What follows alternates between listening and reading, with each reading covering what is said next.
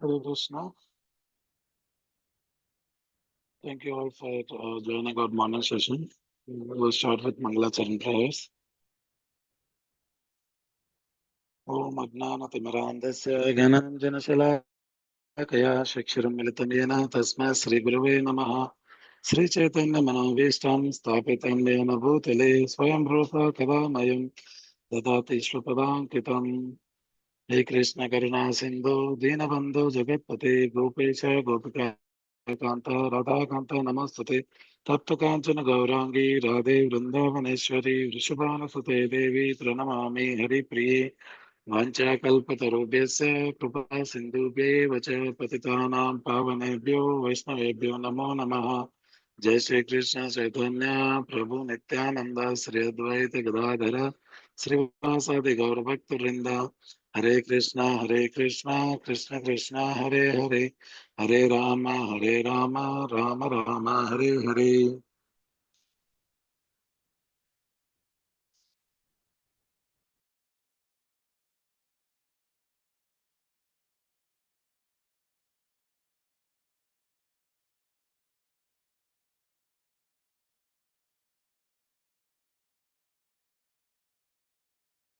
Devotees with the BI described the guy was very intense. I mean, he wasn't a slouch. He was up at 4 o'clock in the morning, every morning, and he took rest at 9 o'clock at night, and he went to Mangalarti. And he didn't chat his rounds, but he went to Mangalarti and then went to his room and did his thing all day long for something like 2 months. And he received some compensation, just his maintenance, like a little sabbatical. But he concluded at the end that there's nothing that was within his knowledge of contemporary science that would find it falsifiable. Not saying it's true or not true, it's just there's nothing in modern science that says it's falsifiable. And then he expanded that into a paper, and then it became a booklet, and with interesting points about science says this, and the way the Vedas say it is that, and it's a different way of looking at it, but it says the same thing, or at least it's not in conflict with one another from that level of academic evaluation.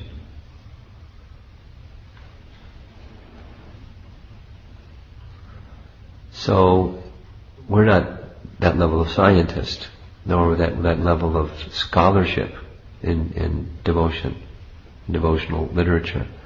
But our acharyas have commented on this, just like Vishwanath Chakravarti Thakur has elaborate commentary, and Jiva Goswami has elaborate commentary on these sections of creation, while at the same time they have in-depth commentary on the chapters of the Rasa Dance from the Bhagavatam.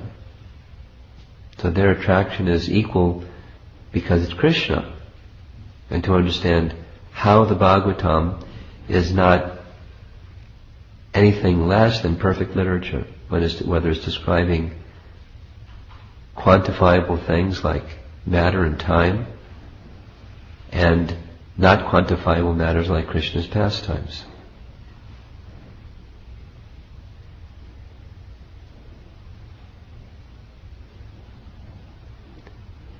That it's in relation to Krishna is the attractive and important thing, and how he's maintaining.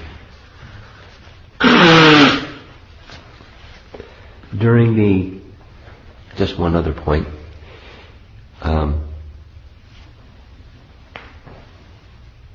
during the Renaissance period in Europe,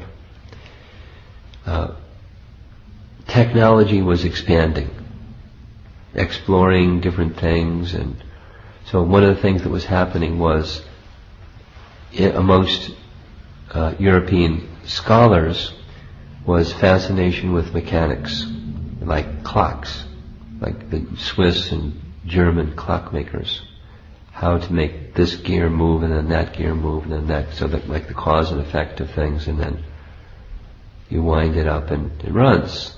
And like we had yesterday the cuckoo clock, but it was just all electrical. But little weights and how to make it go so it could be exactly according to the second, keep track of time, and then so there was a fascination with clocks. And then so they were extrapolating that to God. As the philosophers, or theoretical philosophers, were saying that God is like a big clockmaker. And he winds it up and walks away. Doesn't have anything. You put the clock in the shop, somebody buys it, the clockmaker doesn't have anything to do with it after that. But he makes the clock. So they started this language that's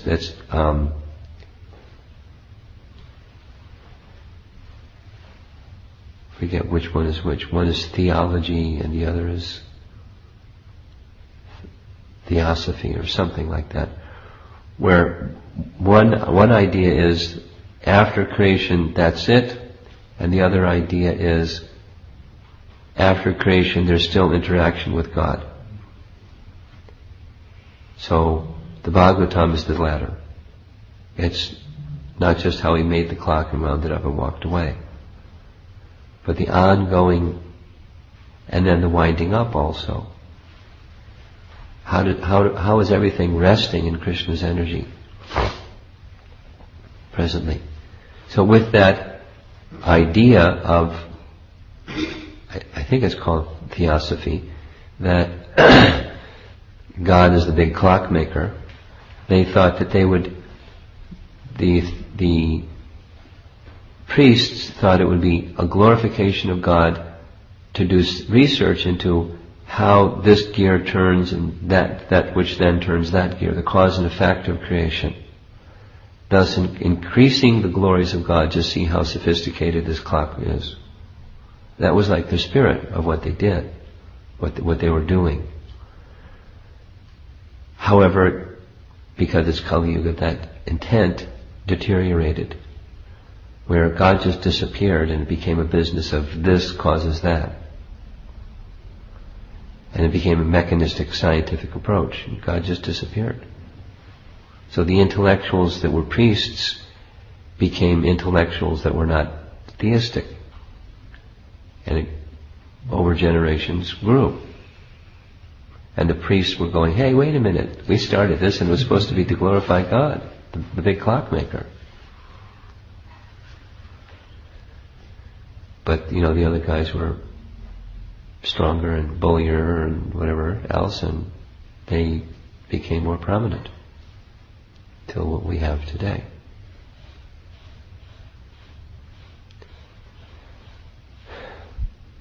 And it's fundamentally problematic, besides it's wrong.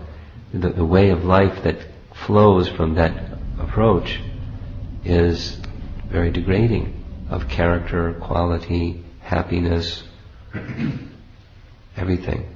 Exploitation of nature because it's up for grabs. So whichever dog growls loudest gets the bone.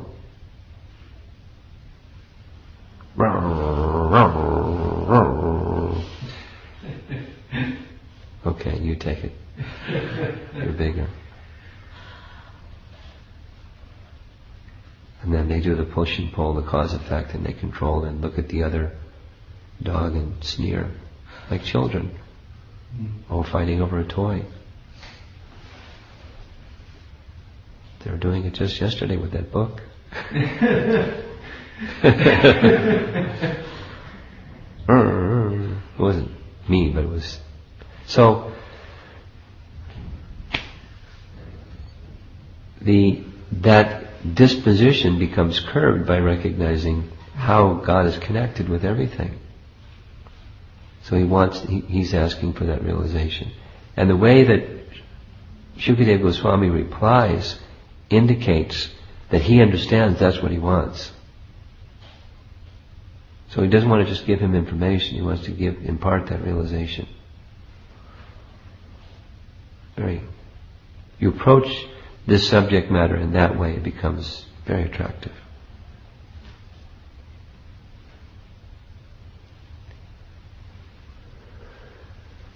Okay. Any discussion?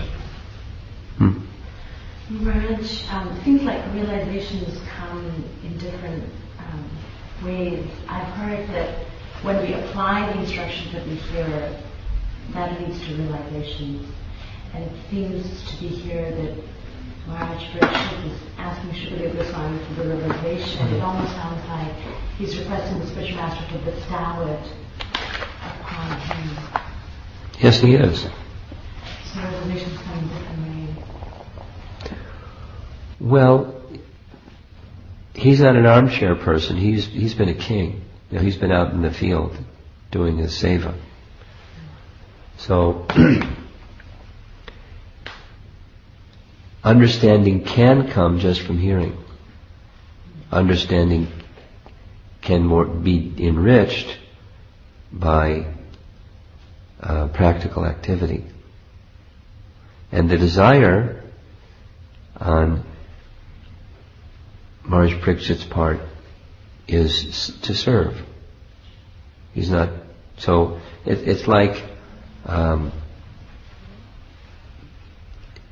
Bhishma Dev, when the Pandavas come to see Grandfather Bhishma on the battlefield with his bed of arrows, Bhishma Dev can't get up and welcome them and do all the social niceties that a great personality like Bhishma Dev would naturally do. So although he was physically restricted, he still made them feel without having done those acts. So if one can do those acts, one does those acts. And if you can't, then you do in non-physical ways. So Shukadeva Goswami was giving this opportunity to Maharaj Parikshit to have this realization.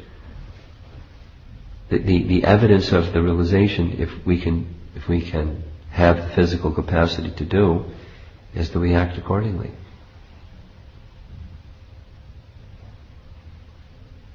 He demonstrated that he had that realization just from hearing, by his being unafraid at the time of death, fixing his mind completely upon Krishna.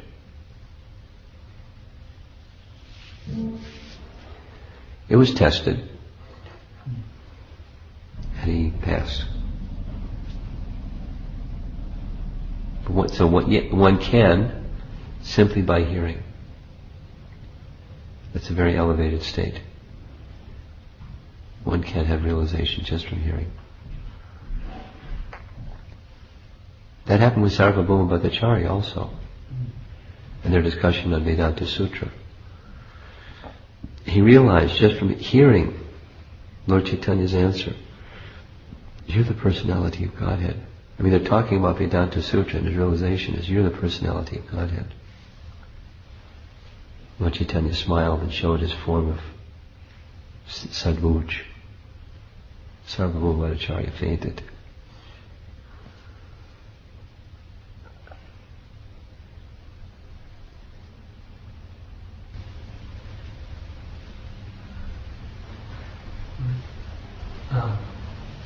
It seems like when we're studying these sections of the Srimad Bhagavatam or Bhagavad Gita, it's invoking a sense of awe and a sense of, wow, Krishna is so great.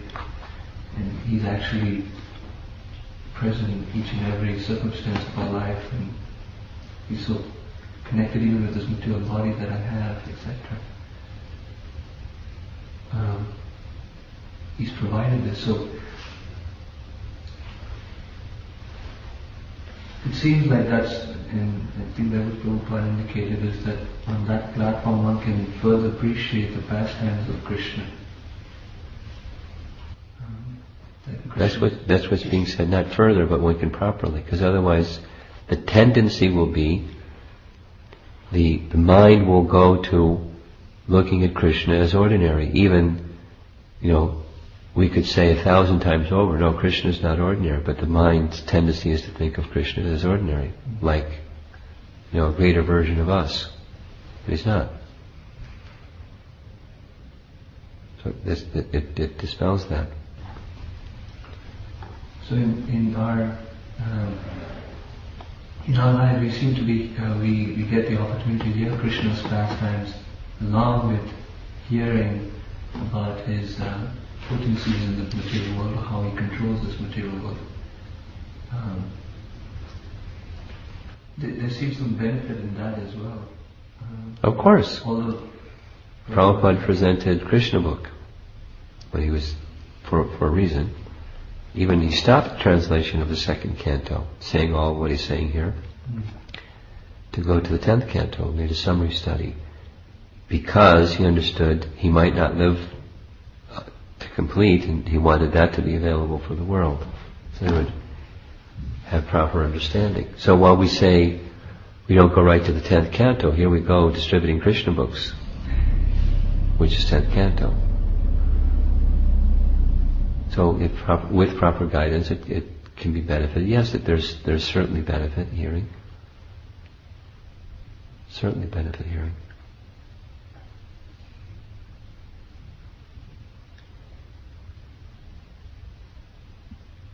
Ideal is sequential, systematic hearing through the 10 cantos, 12 cantos.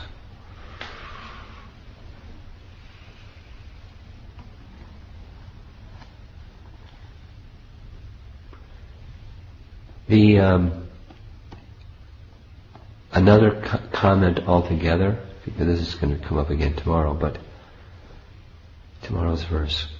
But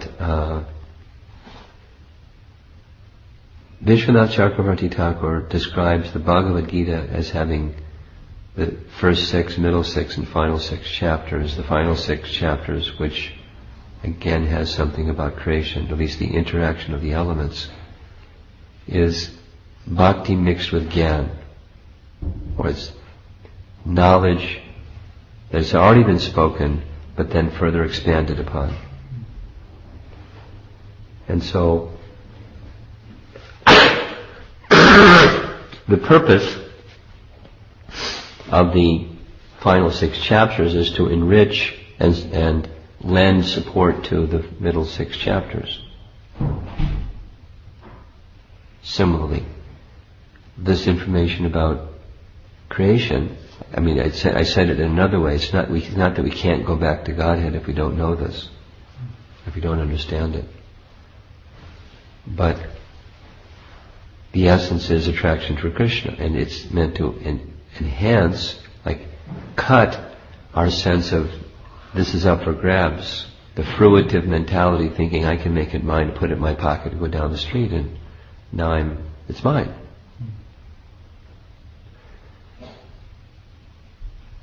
So curbing the fruitive tendency and the thief tendency, both, and on the positive side, seeing things in relation to Krishna.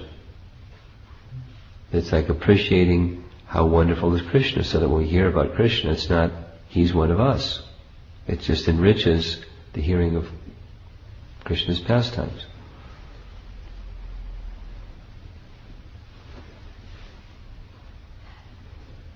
So it reduces the material filters as we hear Krishna's pastimes. Although Krishna's pastimes, they have all potency, we can hear them incorrectly due to our jaded material conceptions of trying to be the enjoyer of matter. So this is cutting and releasing us from that. Chindanti kovidas tasya.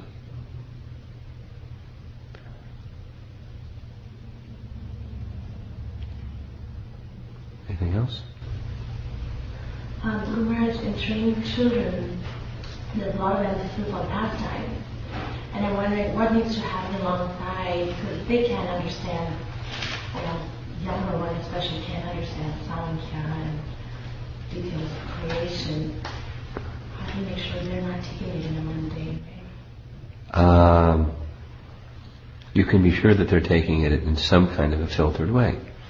And that's not, the faith goes, the effective transmission primarily comes from the heart of the teacher, more than the information that the children are being exposed to.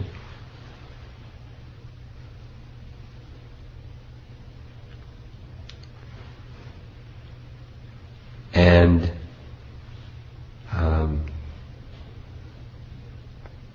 repetition of Krishna. Krishna is not an ordinary person, like as explaining something. See how Prabhupada does in Krishna book.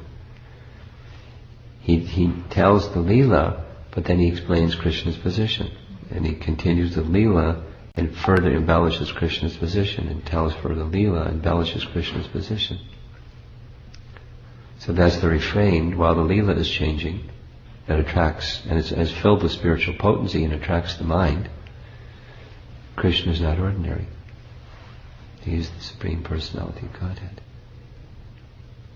And what does that mean to this child's mind, Supreme Personality of Godhead? Because they just want to play. And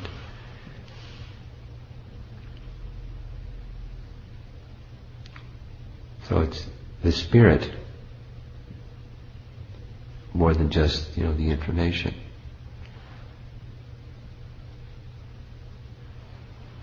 Something else?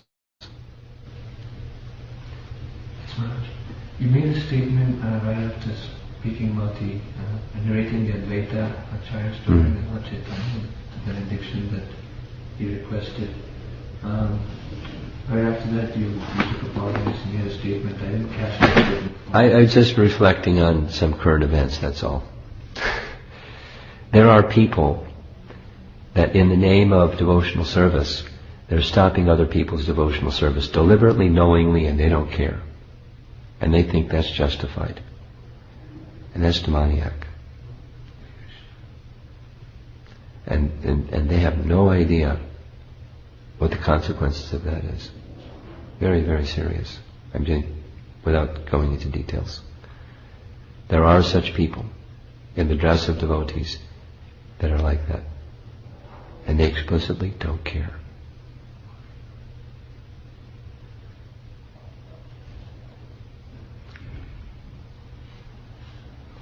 Besides the damage that might happen to other people, the damage they're doing to themselves is...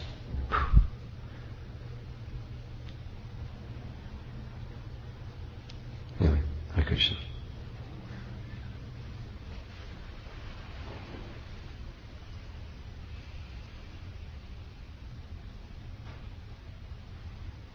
Anything else?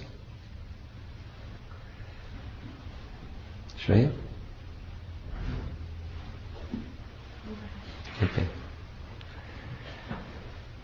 Srila Prabhupada ki jai, Grantaraj Srimad Bhagavatam ki jai.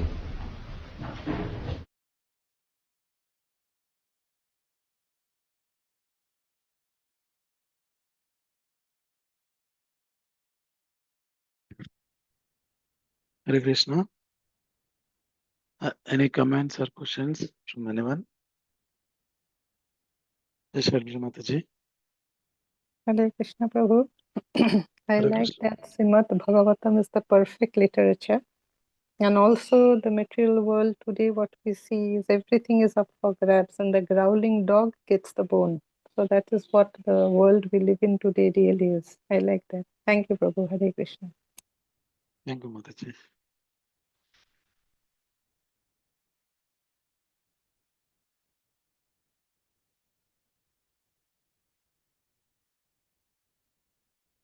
Any comments from others? Comments or questions?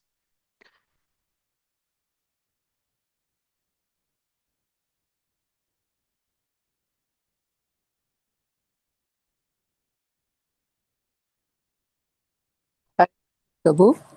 Hare Krishna, Mataji. Kumarika Dasi here.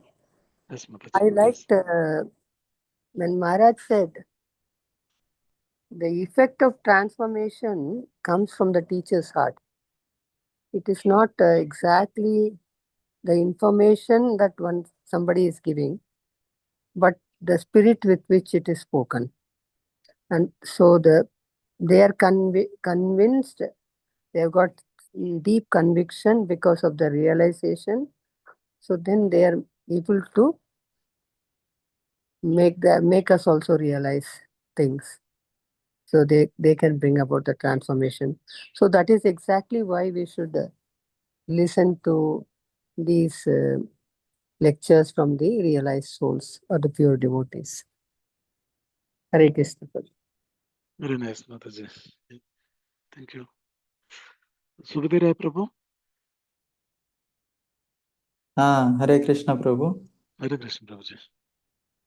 Prabhu, I had one question from I think 2 days back class. So can I ask now? Yes, Prabhu, please ask. Okay. Shamkund Prabhu was explaining that in different Vaishnava schools, the understanding of whether God is the ultimate cause or material cause or both, this thing Prabhu was explaining. So my question was, means in Bhagavad Gita directly it is given that there are 5 causes behind an action, like Prabhu quoted that verse.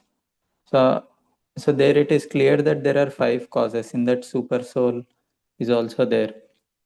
So how come other sampradayas can come to a conclusion that God is only the ultimate cause, not material cause, or vice versa, like that?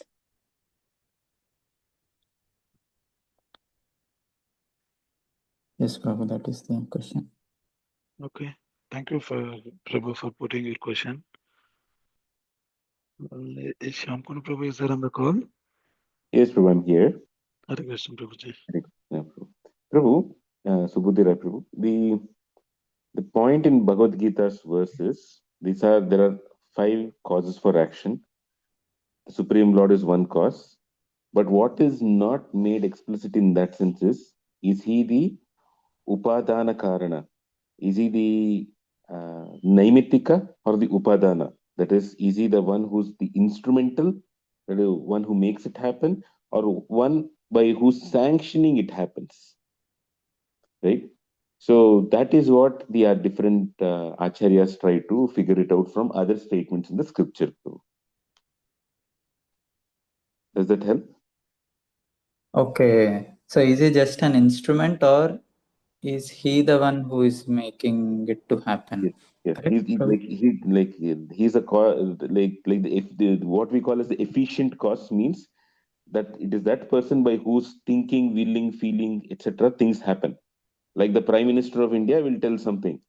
He doesn't do it. He just wishes it happens. That is the Yeah. efficient cause. And the Okay. ground level police department, they'll make it happen. Or the law department, some other department makes it happen. They are the Yeah. naimittika causes. So which of these is the one is God involved in? That is a question which different acharyas try to figure it out. Prabhu. Okay. Okay. Makes sense, Prabhu. Okay. Okay. Yeah. Thank you, Prabhu. Thank you, Prabhu. And sorry, Yes, Prabhu. Prabhu. And we should understand that all commentaries are correct only, correct? It is natural that each sampradaya gives their commentary, so it is for us to accept all. Well, can't say that way exactly, Prabhu. Okay. Oh, okay. For Okay. example, um, in the in the Sri Vaishnava commentary, it is said that in the liberated state, everybody enjoys the same kind of bliss as the Supreme Lord. Now, we for those who have received the teachings from Sri Chaitanya Mahaprabhu, he has said that everybody is satisfied with their own kind of bliss, but still there are gradations in the bliss, and that bliss depends upon what that individual soul wants. Some are satisfied with 1 cup of water, some need 10 cups of water, like that. So accordingly, there are different rasas, etc. So we cannot say that, oh yeah, Sri Vaishnava is also true in that sense. It means that is an opinion. Where they're all correct is the Supreme Lord Vishnu or Krishna is the source of everything. And the devotion to God is required. So these common things are fine. But if you go a little bit further, you take the case in our what our acharyas have taken on the basis.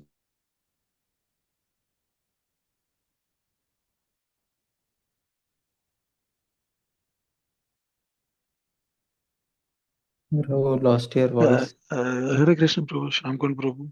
Oh, we cannot hear It is you. of course it is of course there in other sampradayas. That is the Nimbarka Sampradaya and others, they sort of acknowledge it. So then how do we say it? This is one of the fundamental principles in the philosophy of Sri Chaitanya Mahaprabhu, that based on their understanding of the Vedic evidence, Krishna is the source of everything, whereas for others, Vishnu is the source of everything, and Krishna is another manifestation of Vishnu. So differences do exist, Prabhu. We have to learn to live with the differences. That's it. Okay, okay. Yeah, I saw your message yesterday in RPS family. Then I was in that you mentioned that Ramanujacharya says that uh, it will be equal to the bliss of like Brahman. Yeah. So I was thinking, is it quality wise or quantity wise? Because Prabhupada says it is only in quality. Yes, we are Huh. And Satchitananda there. Yeah. that So question that you're posing, right? That is the one which Madhvacharya actually objected strongly. He said okay. the he objected about the Sri Vaishnavas actually. He said that the Sri Vaishnavas are telling the jiva in the liberated state experiences the same quality of bliss as Supreme Lord, because Supreme Lord is like he's like the father. The father wants to give the full property to the son, to a very good son or a daughter, right? So that was what was required. That was the point of Ramanujacharya, and Madhvacharya said there is always this difference that the jiva is anutva and the brihatva is the brihatva or greatness is there in the Supreme Lord. How can something that is small, a small vessel which offers few milliliters, how can it experience something which is of several liters or gallons, which is there in the Supreme Lord? This is unacceptable. Uh, so Madhvacharya gave a strong opposition to it. So, Yeah, completely makes sense, Prabhu. Okay. Thank you, Prabhu. Hare Krishna. Thank you, Subhadra Prabhu, for putting your question, and Shankund Prabhu for answering it.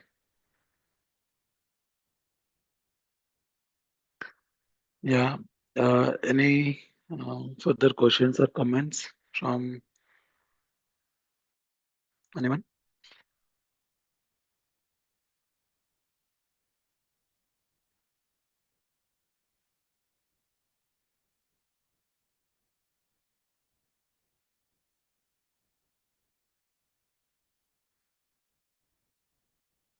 Eagle Kishore Prabhu, do you have anything?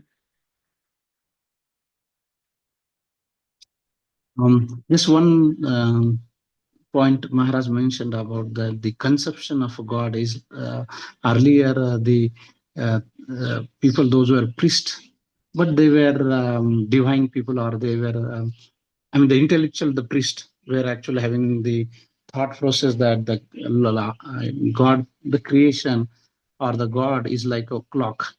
The creation is like a clock where he has made it, and they glorify that how it works. But eventually, the intellectual has diverted from the divinity, and they are just saying that he has created and he has no more control. So how in Kali Yuga, and as in general, the people start deviating from divinity and taking only in the materialistic view of that creation, and forgetting that the Lord is a as an ordinary person who created. Now he has no control over that, or he has no ability, because how can he have this ability to so many things? It appears that he's out of control also. Some of the thought process is that it is out of his control. So that's why he's keeping quiet somewhere else. So these are the thought process that may creep in our mind, But Srila Prabhupada, and following in Srila Prabhupada, His Holiness Rampa Maharaj, use a lot of emphasis on that. It is not that God has created and now he is no control. So Maharaj said that how Srila Prabhupada has given the Krishna book, pastimes, and that embellishment that how Krishna is a God. Prabhupada would always say that people may know that God is great, but how great he is, and that is what we understand. And from our parampara, that we understand that God has a complete control, and not only at the creation, maintenance, even destruction, everywhere, all the time. He is all the Sarvatra, Sarvajna, Sarvakal, all the three times he is actually the Supreme Personality of Godhead. And that concept that actually we get only from Srila Prabhupada's teachings, and following in Srila Prabhupada, Maharaj would always emphasize that. So this is very wonderful that we glorify Lord Sri Krishna, that he is a Supreme Personality of Godhead, meaning of Supreme Personality of Godhead, that Maharaj was mentioning. So thank you very much. Hare Krishna. Thank you, Prabhu. Yes, Maharaj explained very nicely the clock example, like where there are the two ideas. One idea is like just it's created and bugged away, and another is like seeing beyond that. Like that's where he continued and mentioned that like how identify how the God is connected with everything. So that's where we should see, and we should see everything connected with the God. Thank you, Prabhu. I mean, in general, outside, there is absolutely there is no concept of the God. Such a clear, precise, concise thought of God is it's a greatness of our parampara. Very, very clarity. There is absolutely no tinge of any confusion who God is. Yes, Prabhu. Thank you. Amazing that, and just appreciating that. Once Srila Prabhupada was in a class, and some intellectual person came, so-called the expert in Vedic Vedas, and Prabhupada asked, "Can you explain a God?" And he said that, "Oh, it is not possible how to explain God." And then, or Krishna. In fact, it was not God, Krishna. And then Prabhupada asked some other small boy or girl, I think it is girl, and asked, "Who is Krishna?" She said, "Krishna is the Supreme Personality of Godhead." Where is this concept coming from? It is all Srila Prabhupada. So some of the concept that unalloyed devotion, Supreme Personality of Godhead, this is all thanks to Srila Prabhupada. Hare Krishna. Thank you, Prabhu.